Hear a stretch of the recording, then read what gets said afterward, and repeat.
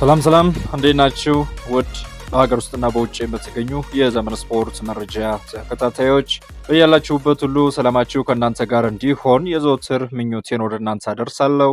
ዛሬም እንግዲህ የተለያዩ ስፖርታዊ መረጃዎችን ወደ እናንተ ለማድረስ ተገኝቻለሁ። በመረጃዎችም የተለያዩ በአውሮፓ ሀያላን ክለቦች መካከል በመጀመሪያ የዝውውር ምዕራፍ እየተደረጉ የሚገኙ የዝውውር መረጃዎችን ነው ወደ እናንተ ለማድረስ የመጣሁት። ውድ ተከታታዮቼ ዘመን ስፖርትን ሰብስክራይብ፣ ላይክ እና ሼር እያደረጋችሁ ቤተሰብ በመሆን የተለያዩ ስፖርታዊ መረጃዎችን እንድትከታተሉ ከወዲሁ ለመጋበዝ እወዳለሁ። ውድ አድማጮች እንግዲህ ሁላችንም እንደምናውቀው በዚህ በዓለም የክለቦች ዋንጫ ምክንያት በዚህ ዓመት የሚደረገው የትራንስፈር መስኮት ዘንድሮ በሁለት ዙሮች እንደሚካሄድ እናውቃለን። የመጀመሪያው ዙርም ተከፍቶ መጠናቀቁ የሚታወስ ጉዳይ ነው ማለት ነው። በመጀመሪያ የዝውውር መስኮትም እንግዲህ የተለያዩ ታላላቅ የሚባሉ የእግር ኳስ ክለቦች የተለያዩ ተጫዋቾችን አዘዋውረዋል። አርሰናል፣ ማንቸስተር ዩናይትድ፣ ቼልሲ፣ ሊቨርፑል እንዲሁም ሌሎች ክለቦችም የተለያዩ የሚፈልጓቸውን ተጫዋቾች ያዘዋወሩበት የመጀመሪያ ምዕራፍ እንደነበረ አይዘነጋም።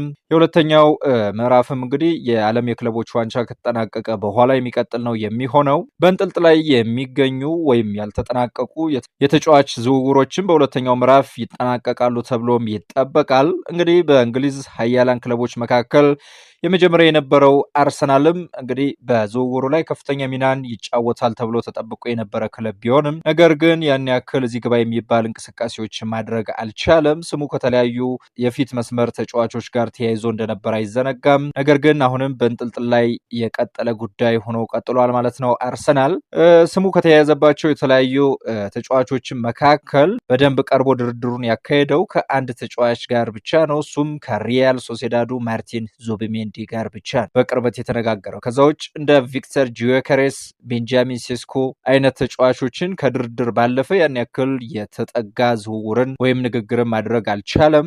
ስለዚህም ጉዳይ በሰፊ ወደ እናንተ አደርሳለሁ ማለት ነው። ውድ ተከታታዮቼ እንግዲህ አርሰናል የቪክተር ጂዮከሬስን ዝውውር አቋርጦ ወደ ቀድሞ ኢላማው እንደተመለሰ የተለያዩ መረጃዎች እየጠቆሙ ይገኛሉ። ይህ እንግዲህ በአርሰናል ቤት ቀደም ብሎ ጀምሮ እየተፈለገ የሚገኘው ተጫዋች የአስቶን ቪላ የፊት መስመር ተጫዋች ኦሊ ዋትኪንስን ነው ተመልሶ አርሰናል ለማዘዋወር እየፈለገ የሚገኘው ተጫዋች። አርሰናሎች እንግዲህ በማንቸስተር ዩናይትድ ቤት የተፈለገውንና ተጫዋቹ ግን በማንቸስተር ቤት የመቀላቀል እድሉን የሻረውን የስፖርቲንግ ሊዝበኑን አጥቂ ቪክተር ጂዮከሬስን ማሳደዳቸውን ማቆማቸውም ተዘግቧል። እንግዲህ ቪክተር ጂዮከሬስ ወደ ማንቸስተር ዩናይትድ የሚያደርገውን ዝውውር ውድቅ አድርጓል። ይህ መረጃም ከፖርቹጋል ነው የተዘገበው። ውድ ተከታታዮቼ ስዊድናዊው የፊት መስመር ተጫዋች ከቀድሞ የስፖርቲንግ ሊዝበን አሰልጣኝ ሩበን አሞሪም ጋር በድጋሚ እንደሚገናኝ ሲዘገብ እንደነበረም አይዘነጋም። ነገር ግን ይህ ተጫዋች እንግዲህ አሁን ላይ ወደ ማንቸስተር ዩናይትድ የሚዘዋወርበትን ጉዳይ አልፈልግም በማለት ከወዲሁ ነው ውድቅ ማድረግ እየቻለው ማለት ነው። ጂዮከሬስ የታዋቂውን የቀይ ሰይጣኖቹን ማሊያ የመልበስ እድሉንም ማቋረጥ ችሏል ሲሉ የዚህ የተጫዋች ተወካዮች ለዩናይትድም አርድተዋቸዋል። በዚህም ማንቸስተር ዩናይትዶች የስፖርቲንግ ሊዝበኑን አጥቂ ቪክተር ጂዮከሬስን በክረምቱ ለማስፈረም ያላቸው ተስፋ ትልቅ ችግር እንዳጋጠመው እየተነገረ ይገኛል። ለተጫዋቹም አዲስ ፉክክር እየታየበት ነው። ዩናይትዶች በክረምቱ ገበያ ላይ የራሳቸውን አሻራም አኑረዋል። በ62.5 ሚሊዮን ፓውንድ የወልቭሱን የፊት መስመር ተጫዋች ማቲዮስ ኩንሃን አስፈርመዋል ማለት ነው። እንዲሁም የብሬንትፎርዱን ተጫዋች ብሪያም ቤሞን ወደ ክለቡ ለማምጣት ድርድር ላይ ይገኛሉ። ጂዮከሬስ እንግዲህ በዚህ ክረምት ወደ ኦልድ ትራፎርድ ለማዘዋወር በጥብቅ ሲሰራበት የቆየ ተጫዋች እንደነበር አይዘነጋም። የቅርብ ጊዜ ዘገባዎች እንደሚያመለክቱትም ክለቡ አጥቂውን ከቀድሞ አሰልጣኙ ሩበን አሞሪም ጋር የሚያገናኘው ስምምነት ላይ ድርድር መጀመሩን አስታውቆም ነበር። የስዊድን ኢንተርናሽናል በ33 የሊግ ጨዋታዎች 39 ጎሎችን በማስቆጠርና 8 ለጎል የሚሆኑ ኳሶችን አመቻችቶ በማቀበል በዚህ የውድድር ዘመን ባሳየው የጎል አግቢነት ስራ የማይታመንን ቁጥር ማስመዝገብ ችሏል። በዚህም በሩበን አሞሪም የቀጣይ ዓመት ስራ ላይ ተስፋ በማድረግ የክለቡን ተጫዋቾች በመሸጥና ቡድኑን እንደ አዲስ ለማደራጀት በተጠመዱት ማንቸስተሮች ይህ የቪክተር ጂዮከሬስ ያለመፈለግ ስሜት አንገት አስደፍቷቸዋል። አርሰናልም 3 አጥቂዎችን ያሳድዳል። የቪክተር ጂዮከሬስ አቋምም ማንቸስተር ዩናይትድን በማሸማቀቅ አሁንም ወደ አርሰናል ለመሄድ ነው ፍላጎቱን እየገለጸ የሚገኘው። ውድ ተከታታዮቼ አርሰናል ድንቅ አጥቂ ለማስፈረም ከጀርባ ጠንክሮ እየሰራ ሲሆን ከፍተኛ ኢላማቸውን ቪክተር ጂዮከሬስ እና ቤንጃሚን ሴስኮን ለማስፈረም ስራ ላይ ተጠምደዋል ሲልም ነው እየተዘገበ የሚገኘው። አሁን እየወጡ ያሉ መረጃዎችም እንደሚያሳዩት አርሰናል ለሁለቱም ተጫዋቾች ማለትም ለቪክተር ጆኬሬሽ እና ቤንጃሚን ሴስኮ ስምምነቶችን በአንድ ላይ ለማጠናቀቅ ነው በንቃት በመከታተል ላይ የሚገኙት።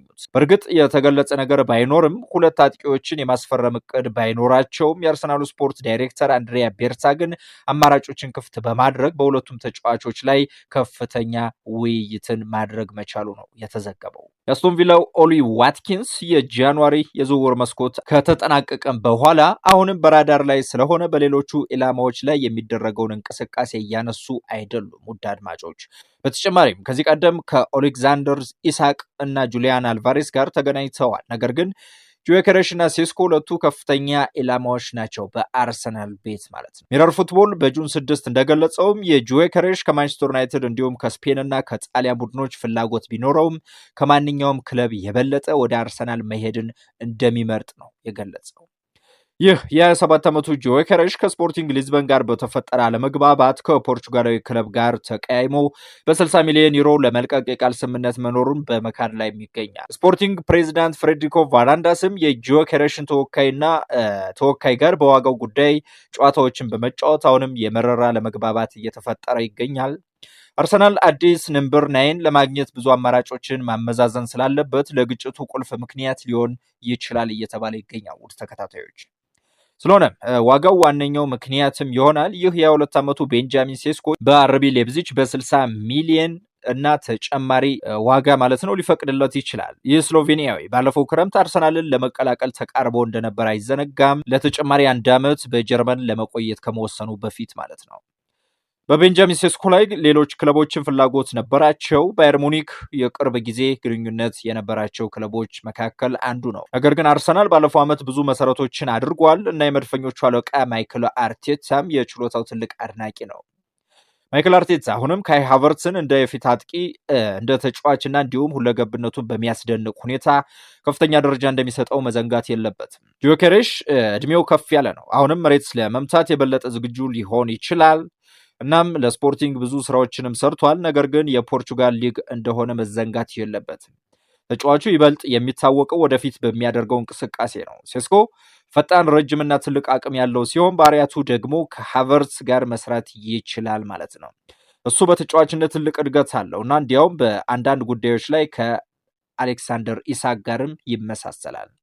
ዋትኪንስ ወደ አርሰናል የመቀየር ፍላጎትም ይኖረዋል። የተለያዩ ተጫዋቾችን በውይይት ማቆየት ያልተለመደ አካሄድ ነው። ነገር ግን አንድሪያ ቤርታ ጠንካራ ስም ያለውና ትክክለኛውን አጥቂ እንዲያቀርብ ትልቅ ጫና ይደረግበታል ማለት ነው። ለአርሰናል እንግዲህ ትልቅ ምክንያት ከፍተኛ ስም ያለው አጥቂ ማግኘቱ ነው። ነገር ግን ለሌሎች ኢላማዎችም የሚያወጣው ገንዘብም ያስፈልገዋል። ለሪያል ሶሴዳድ ተጫዋች ማርቲን ዙቢሜንዲ የሚያወጣው ገንዘብም ወደ 51 ሚሊዮን ዩሮ ይደርሳል። ይህንን ወጪም አመጣጥኖ ነው መጓዝ የሚኖርበት ማለት ነው። ሌላው ጉዳይ እንግዲህ ከአርሰናል የሚወጡና በሌላ ክለብ ተፈልገው ነገር ግን በአርሰናል የቀጣይ ጊዜ ኢላማ የተደረጉ ተጫዋቾችን የማቆየት ጉዳይ ለአንድሪያ ቤርታ ትልቅ ፈተና ይሆናበታል ተብሎም ይጠበቃል። ለምሳሌ አንድ ተጫዋች በሌላ ክለብ የዝውውር ራዳር ውስጥ ይገኛል። እሱም የጣሊያናዊው ሪካርዶ ካላፊዮሪ ነው። ለዚህ ተጫዋች እንግዲህ ኤሲ ሚላን ጥያቄ ያቀረበ ሲሆን ነገር ግን በአርሰናል ቤት ውድቅ ተደርጎበታል። እንዲሁም ይህ የጣሊያን ተከላካይ በለንደን መቆየት ይፈልጋል። ለዚህም ነው ኤሲ ሚላን በዚህ ክረምት እንዲለቅ የሚፈቅድለትን የአርሰናሉን ኦሌክዛንደር ዚንቼንኮን ለማስፈረም እየተንቀሳቀሰም የሚገኘው። ይህ የ28 ዓመቱ ኦሌክዛንደር ዚንቼንኮ አሁን ላይ ያለው ውል 1 ዓመት ቀርቶታል። ስለሆነም የደሞዝ ሁኔታም አሁንም አቋራጭ ነጥብ ነው። ነገር ግን ኤሲ ሚላን ስምምነቱን ለመፈጸም ግፊት ለማድረግ ተዘጋጅቷል። በተጨማሪም ከዚህ ቀደም የአርሰናሉን ጃኮብ ኪዌርን ይፈልጋሉ። ነገር ግን በውድድሩ ላይ ያሳየው አስደናቂ ፍጻሜ መድፈኞቹ እንዲቆይ እንዲፈልጉም አስገድዷቸዋል። ዚንቼንኮ የተረጋገጠ የመነሻ ቦታውን ካጣ በኋላ በፍላጎት የተተረፈረፈ ክለብ የሚፈልገው ሲሆን በሳምንት 200,000 ፓውንድ ደሞዙም አርሰናል የክረምቱን ለውጥ እንዲጀምር ይረዳዋል ማለት ነው። ከአያክስ ጆሬል ሃቶ ጋርም ተገናኝቷል ማለት ነው። ይህ ተጫዋች እንግዲህ ምናልባትም በሁለተኛው ምዕራፍ የዝውውር መስኮት ላይ ይህ የአርሰናል የኋላ መስመር ተጫዋች አሌክሳንደር ዚንቼንኮ ወደ ኤሲ ሚላን የሚጓዝ ተጫዋች ሆኖ ልናገኘው እንችላለን። ጃክ ግሪሊሽ ኤቨርተንን ጨምሮ ከበርካታ ክለቦች ጋር በተገናኘ እየሰራ ይገኛል። በማንቸስተር ሲቲ ሞገስ ያጣውና በኢትሃድ የወደፊት እጣ ፈንታ ላይ እርግጠኛ ያልሆነው እንግሊዛዊ ኢንተርናሽናል ስሙ ከተለያዩ ክለቦች ጋርም እየተገናኘ ይገኛል።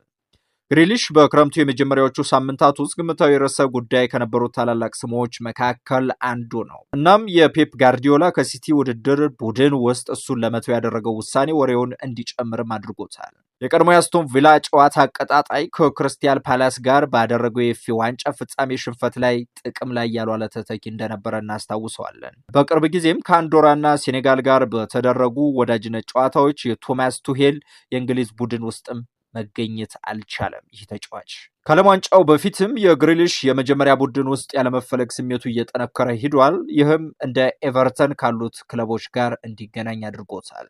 ማንቸስተር ሲቲ ቋሚ ዝውውርን እንደሚመርጥና ከፍተኛ ክፍያ እንደሚለጥፍበትም ይጠበቃል ለዚህ ተጫዋች።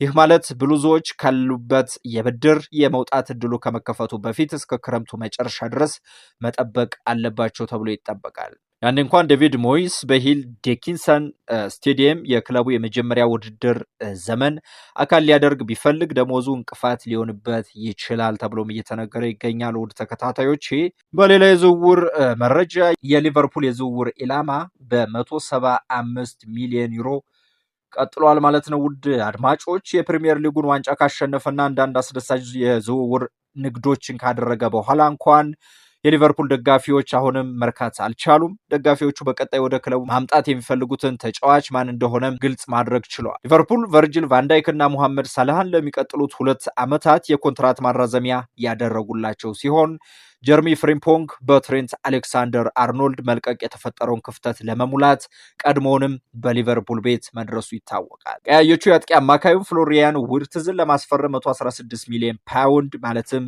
በቀጥታ 100 ሚሊዮን ፓውንድ እና 16 ሚሊዮን ፓውንድ ተጨማሪ ከባየር ሙኒሽ ጋር ተስማምተዋል። ሜሎስ ኬርኬዝን ከበርንማውዝ ለማዘዋወርም ንግግሮች በመካሄድ ላይ ይገኛሉ። ፍሪምፖንግ፣ ዊርትዝ እና ኬርኬዝ ለሊቨርፑል ወሳኝ ፊርማዎችን የሚወክሉ ሲሆኑ በ170 ሚሊዮን ፓውንድ የክረምቱ ወጪ ተጨማሪ ዝውውሮች እንደሚደረጉ ይጠበቃል። አንዲ ሮበርትሰን የአትሌቲኮ ማድሪድ ኢላማም ሲሆን ባርሴሎና ግን ከሉዊዝ ዲያዝ ጋር መገናኘቱን ቀጥሏል። ዳርዊን ኑኔዝ የሳውዲ ፕሮ ሊግ አድናቂዎችም አሉት። ስለዚህ በጥቃቱ ውስጥ ማጠናከሪያዎችን ይፈልጉ ይሆናል። እናም ኢኮ ባደረገው የህዝብ አስተያየት ደጋፊዎቻቸው በቀጣይ አዲስ የመሃል አጥቂ ቡድኑ ውስጥ ማምጣት እንደሚፈልጉ በግልጽ አሳይተዋል። ከ16,000 ድምፅ ውስጥ 55 በመቶ የመሃል አጥቂ ቦታውን የመረጡት የሊቨርፑል ቀጣይ የዝውውር ፍላጎት ከፍሪምፖንግ፣ ዊርትዝ እና ኬርኬዝ በኋላ ነው። የሚቀጥለው ተወዳጅ ምርጫ 19 በመቶውን ድምፅ የወሰደው ሙሉ የጀርባ ተጫዋች ላይም ነበር። የአጥቂ አማካዩ ቀጥሎ ነበር። 12 በመቶ ደጋፊዎች ለዚያ መርጠዋል። ደጋፊዎቹ ሊቨርፑል በሌሎች አካባቢዎች በደንብ የተሟላ ነው ብለው ያስባሉ። የመሃል ተከላካይን የመረጡት 8 በመቶዎች ብቻ ሲሆኑ የተከላካይ አማካይና የክንፍ አጥቂው በቅደም ተከተል 5 በመቶና 1 በመቶ ድርሻም ወስደዋል። ጆርጅ ማማርዳሽቪሊ ከቫሌንሺያ ከመጣ በኋላም ባለፈው ክረምት ስምምነት የተደረሰበት ጉዳይ ነው። ከተመረጡት መካከል 0 በመቶ የሚቀጥለው ግብ ጠባቂ አድርገው መርጠውታል። ሊቨርፑል በዚህ ክረምት ከበርካታ አጥቂዎች ጋር ስሙ በጊዜያዊነት እየተያዘ ይገኛል። ምንም እንኳን ስምምነቱ በተለያዩ ምክንያቶች ለመስራት አስቸጋሪ ቢሆንም የኒውካስል ዩናይትድ አጥቂ አሌክሳንደር ኢሳቅ በአንፊልድ አድናቂዎች አሉት። ነገር ግን ከሴንት ጄምስ ፓርክ ለማራቅ ብዙ ገንዘብ ያስፈልጋቸዋል። ማክቢዎች ከጠንካራ የ2024/25 የውድድር ዘመን በኋላም ለቻምፒየንስ ሊግ አልፈዋል። ሁጎ ኢኬ ሌላው በሐሜት አምዶች ውስጥ የተገናኘ ተጫዋች ነው። ቸልሲ እና ማንቸስተር ዩናይትድም በጠንካራ ሁኔታ የተጠቀሱ ቢሆንም ተጫዋቹ አሁን ባለው ክለብ አይንትራክት ፍራንክፈርት 100 ሚሊዮን ዩሮ ይገመታልም እየተባለ ይገኛል። ውድ አድማጮች እንግዲህ እስከ አሁን ድረስ አብራችሁን ቆይጣችሁ ከዘመን ስፖርት ጋር የተለያዩ ስፖርታዊ መረጃዎችን ስለተከታተላችሁ ከልብ አመሰግናለሁ። ዘመን ስፖርትን ሰብስክራይብ በማድረግ ቤተሰብ እንድትሆኑ ላይክ እና ሼር በማድረግም የምሰራችሁ የተለያዩ ቪዲዮዎች ለብዙሃኑ እንዲደርሱ አጋርነታችሁን እንድታሳዩኝ ጋብዛለሁ። መልካም ቆይታ፣ ሰናይ ጊዜ